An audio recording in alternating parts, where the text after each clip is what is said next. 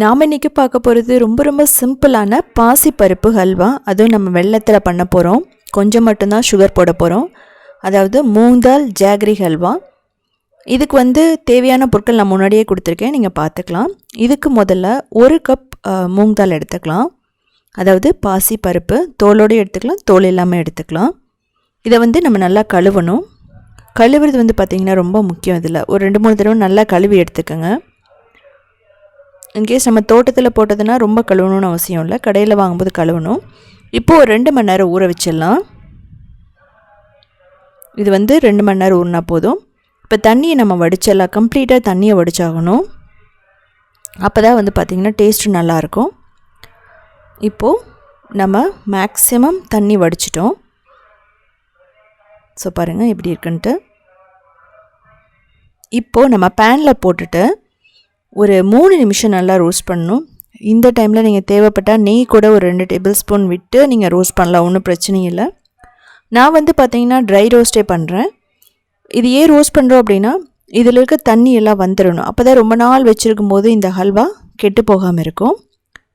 நீங்கள் அப்படியும் அரைச்சி பண்ணலாம், பட் அது ஒரு 2-3 நாளையே கெட்டு போயிடும். இப்படி பண்ணும்போது ரொம்ப நாள் நல்லாயிருக்கும். இப்போ ஆற வச்சுட்டு தான் நம்ம அரைக்கணும். ஸோ பாருங்கள், இது நல்லா அரைச்சிக்கலாம். இது ரொம்ப ஃபைனாக இருக்கணும்னு அவசியம் இல்லை. ஸோ ஓரளவுக்கு குறைவரப்பாக இருந்தாலும் ஒன்றும் பிரச்சனை இல்லை.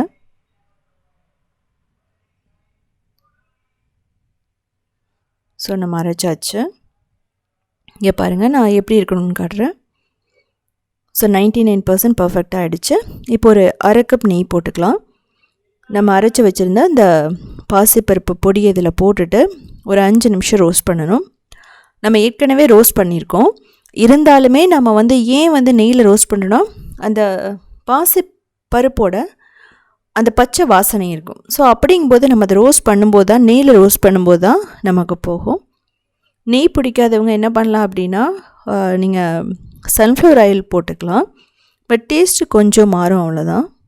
ஸோ இது அப்படியே நல்லா நீங்கள் ரோஸ்ட் பண்ணுங்கள். கலர் சேஞ்ச் ஆகணும்னு அவசியம் இல்லை. ஒரு 5 மினிட்ஸில் அந்த பச்சை வாசனை போயிடும். இப்போ நான் வெல்லம் எடுக்கிறேன். 1 கப் வெல்லம். நீங்கள் கருப்பட்டி போடலாம், இல்லை அப்படின்னா நாட்டு சர்க்கரை போட்டு பண்ணலாம். ஸோ அதுவும் நல்லா தான் இருக்கும். ஸோ அதெல்லாம் எதுவுமே இல்லை அப்படிங்கிறவங்க ப்ரௌன் சுகர் போட்டுக்கலாம், ஒன்றும் பிரச்சனையே இல்லை. எனக்கு வெல்லம் வேணாம், நாட்டு சர்க்கரையும் வேணான்னு சொல்கிறவங்க நீங்கள் டைரெக்டாக சுகரே போட்டுக்கலாம். ஸோ வெல்லம் எல்லாத்துக்குமே நல்லது கூட. ஸோ நான் 1 கப் எடுத்து வச்சுருக்கேன். முதல்ல நம்ம வெல்லத்தில் ஏதாவது தூசு இருந்தால் எடுக்கணும். ஸோ அதுக்காக நம்ம என்ன பண்ணுறோம் அப்படின்னா, ஒரு பேனில் இதை கொட்டிட்டு நம்ம தண்ணி ஊற்றுறோம். தண்ணியை பார்த்திங்கன்னா ஈக்குவல் குவான்டிட்டி நீங்கள் ஊற்றிக்கலாம். ஊற்றிட்டு நம்ம ஒரு 2 நிமிஷம் கொதிக்க விட்டோம் அப்படின்னா அந்த வெல்லம் எல்லாமே கரைஞ்சிடும். ஸோ கரையும் போது நம்ம எடுத்து வடிகட்டிடலாம். ரொம்ப நேரம் கொதிக்கணும்னு அவசியம் இல்லை. அது மட்டும் இல்லாமல் இதில் கம்பி பதம் சொல்லிவிட்டு எந்த ஒரு பதமெல்லாம் கிடையாது. கொதிச்சதுன்னா நம்ம எடுத்து அப்படியே ஊற்றலாம். இப்போ பாருங்கள், இது வதங்கிட்டுருக்கு. இதில் நான் வடித்து தான் நம்ம ஊற்ற போகிறோம். அப்போ தான் சின்ன சின்ன தூசி வெல்லத்தில் இருந்தாலும் நமக்கு தெரிஞ்சிடும். நீங்கள் இதை கிராஜுவலாக ஆட் பண்ணுங்கள். ஒரே அடி ஆட் பண்ணிங்கன்னா கட்டி ஆகிடும். அதுக்காக தான் நான் கொஞ்சம் கொஞ்சமாக அந்த வெல்லத்தை ஊற்றுறேன். ஸோ நீங்கள் டேஸ்ட்டுக்கு ஏற்ற மாதிரி நீங்கள் வெல்லம் ஆட் பண்ணிக்கலாம். 1 கப் பாசிப்பருப்புக்கு நீங்கள் 2 கப் வெல்லம் கூட போட்டுக்கலாம். சுகர் கம்மியாக சாப்பிட்றவங்க, குறைவாக சாப்பிட்றவங்க நீங்கள் இந்த அளவில் பண்ணிங்கன்னா ரொம்ப பர்ஃபெக்டாக இருக்கும். இந்த பாசிப்பருப்பு பார்த்திங்கன்னா சீக்கிரமாகவே அந்த தண்ணி வெல்லத்தையெல்லாம் அப்சர்வ் பண்ணிக்கும். ஏன்னா இது மாவுங்கிறதுனால கோதுமை, மைதா இது மாதிரி பாசிப்பருப்பு எல்லாமே அந்த தண்ணியை அப்சர்வ் பண்ணிக்கிற கெப்பாசிட்டி இதுக்கு அதிகம். ஸோ அதனால் சீக்கிரமாகவே நமக்கு ஹல்வா ரெடி ஆகிடும். ஸோ பாருங்கள், இப்போ நம்ம நெய்யை கொஞ்சம் கொஞ்சமாக ஊற்றணும்.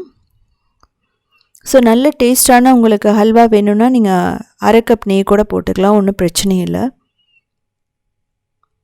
ஸோ பாருங்கள், இதுக்கப்புறம் நம்ம என்ன பண்ணலான்னா, டேஸ்ட்டு பார்த்துட்டு நம்ம சுகரை போட்டுக்கலாம். இன்கேஸ் பத்தலை அப்படிங்கும்போது நம்ம சுகரை போட்டாகணும். இப்போது இது வேகிறதுக்காக நான் பால் ஊற்றுறேன்.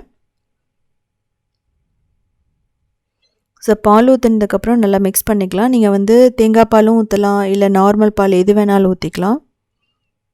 ஸோ இது எல்லாமே பிடிக்காதவங்க வந்து ஆல்மண்ட் மில்க் ஊற்றிக்கலாம். ஸோ இப்போ வந்து நல்லா கட்டியாக இருக்கும். ஸோ அதனால் நல்லா உடச்சி விட்டுக்கணும். ஸோ இந்த பாசிப்பருப்பில் நீங்கள் ஆரஞ்சு கலரும் கொஞ்சம் கோதுமை மாவை வந்து நெய்யில் வறுத்து போட்டிங்க அப்படின்னா அது வந்து அசோகா ஹல்வாவாகிடும்.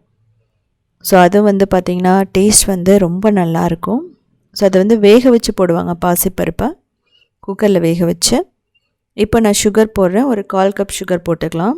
இந்த சுகர் போட்டதுக்கப்புறமா வந்து என்ன ஆகும்னா அது முதல்ல மெல்ட் ஆகும். மெல்ட் ஆனதுக்கப்புறமா வந்து இந்த பேன்லேருந்து ஒட்டாமல் வரும். நீங்கள் அப்பப்போ நெய் வந்து போட்டுக்கலாம். போட்டுட்டு பேனில் ஒட்டாமல் வரும்போது நம்ம எடுத்து வச்சிடலாம்.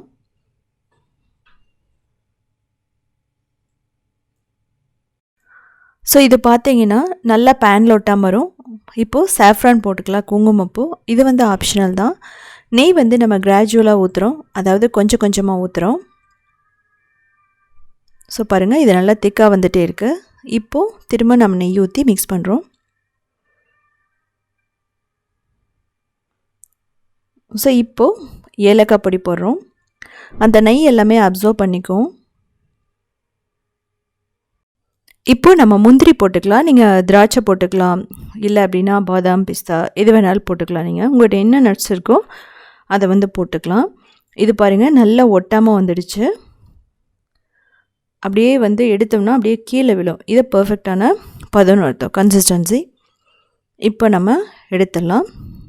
ஸோ எப்படி இருக்கும் அப்படின்னா நம்ம கோயிலில் சாப்பிட பிரசாதம் மாதிரி இருக்கும். அந்தளவுக்கு டேஸ்ட்டாக இருக்கும். நம்ம கலர் எதுவுமே மிக்ஸ் பண்ணல.